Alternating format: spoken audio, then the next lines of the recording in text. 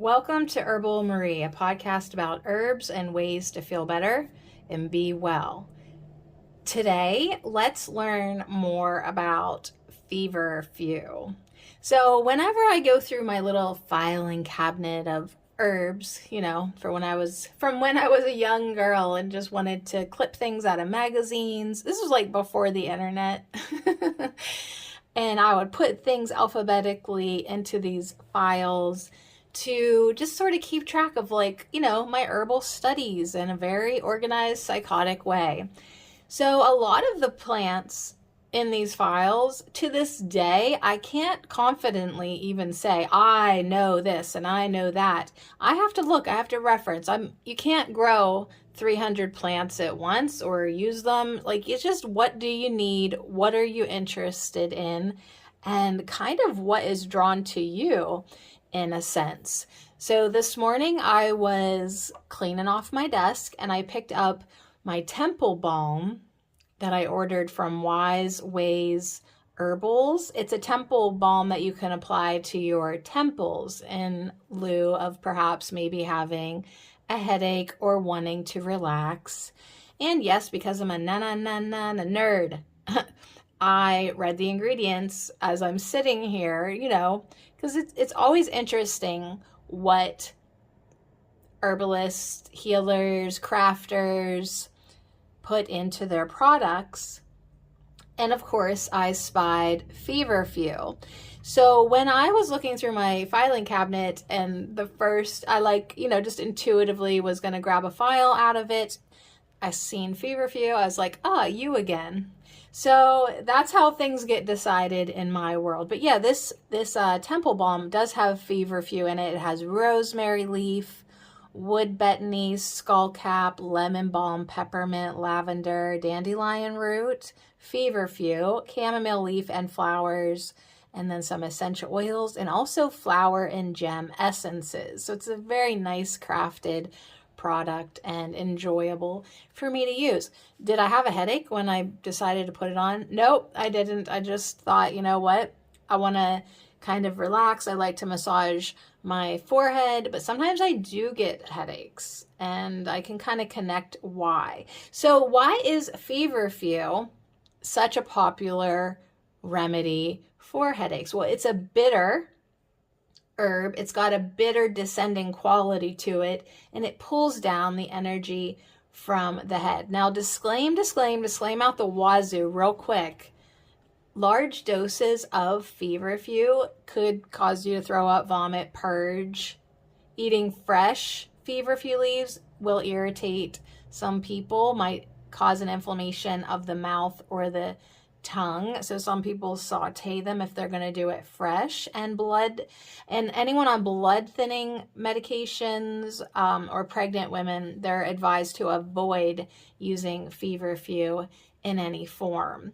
So you always got to do your research, but ultimately FEVERFEW has been a breakthrough for migraines. It's been used for a real long time for fevers, arthritis, and also menstrual ailments, general aches, and pains. But it's remarkably effective in treating migraines. I have heard that it's like more of a herb that you want to take long term for migraines. So the fresh leaves could be used to prevent the onset of migraines. So sometimes if this works for people, they test it out. Maybe they'll put a little leaf in their sandwich every day and just get it in you that way.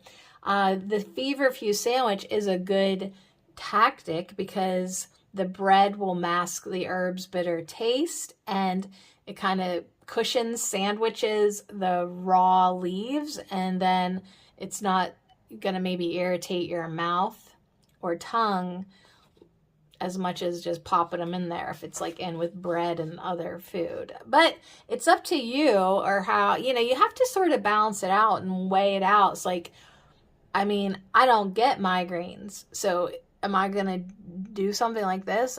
Probably not. But if someone who has been chronically suffering from migraines could be willing to try anything, even fresh FEVERFEW, leaves. So it's native to Europe and it's now naturalized in Australia and North America. It's really cute. The flowers are cheerful and look like little daisies, and they bloom in the full sunshine and dot fields, meadows, and roadsides. So it is a hardy member of the daisy family. It can be grown in your backyard, a short, bushy perennial. It grows about 3 feet in height. It has yellow and white flowers that closely resemble chamomile. So what is in FEVERFEW? It is a component called parthenolide. It's the primary constituent that inhibits the release of the neurotransmitter serotonin, and that's what they're finding out that triggers migraines. So among its other components are a volatile oil, flavonoids, and tannins. You can use the flowers, leaves, and stems, and they should be harvested in the summer when the plant is in bloom. So I'm thinking that for this temple balm, she, marinated the flowers and leaves, maybe some stems, in an oil. So eating the fresh leaves of the FEVERFEW, you could maybe take this for the fever flu, or taking it in tincture or capsule form can reduce the severity and frequency of migraines. So it's been used to help lower a high body temperature and cool the body. So FEVERFEW. It's they just named plants very literal. It's got anti-inflammatory properties, and so that makes it effective for arthritis. It's a good remedy for menstrual pain, asthma, and allergies. As a sedative, FEVERFEW can promote more restful sleep and may even help alleviate depression. This multifaceted herb can also be applied externally.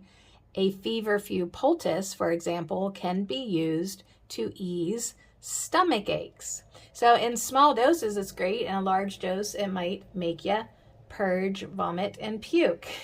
It is pain relieving. It's got that analgesic quality. Maybe you could use it on an arthritic knee or elbow, or just, experiment and find out. But yeah, it's definitely popular for preventing moderate migraines.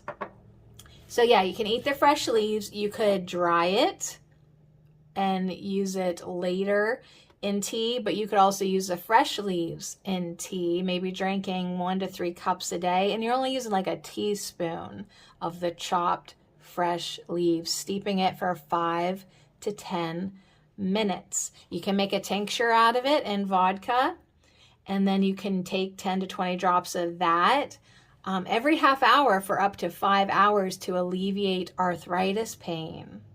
And there is a note here that says tinctures made from the fresh leaves are more effective than those made from dried.